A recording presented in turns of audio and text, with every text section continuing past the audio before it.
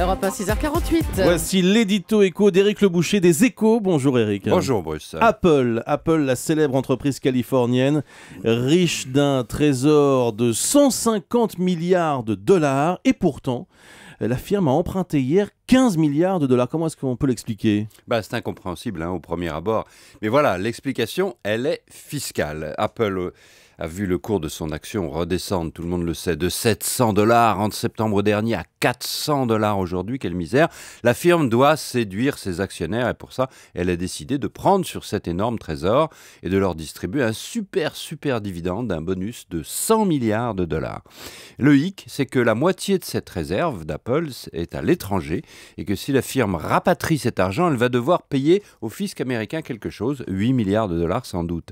Apple, comme les taux sont très bas, préfère finalement emprunter. Alors en plus, les intérêts d'emprunt sont soustraits des bénéfices et voilà comment le contribuable américain va y perdre un gros paquet. Et le cours de bourse va-t-il remonter ?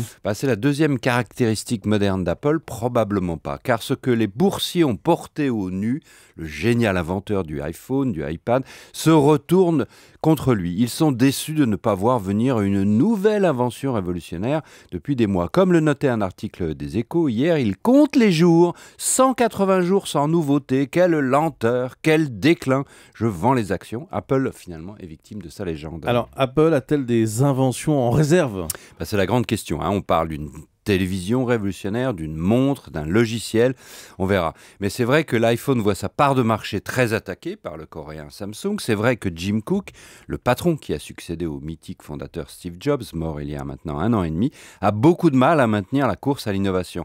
L'action vaut 400 $, elle valait 200 $ il y a 3 ans et 80 $ il y a 5 ans. L'actionnaire, quand même, a fait une jolie culbute, sans compter le bonus. Mais dans le monde d'Internet, les profits sont sidéraux et l'exigence est sidérale. Alors en attendant, en panne de créativité high-tech, Apple démontre sa créativité fiscale. Merci Éric Le Boucher. Alors on annonce tout de même, la rumeur annonce un nouvel iPhone pour fin juin, qui serait un iPhone 5S, qui pourrait être proposé aux clients à partir de la fin du mois de juin. Merci beaucoup Éric. Dans quelques instants, un an après, avec...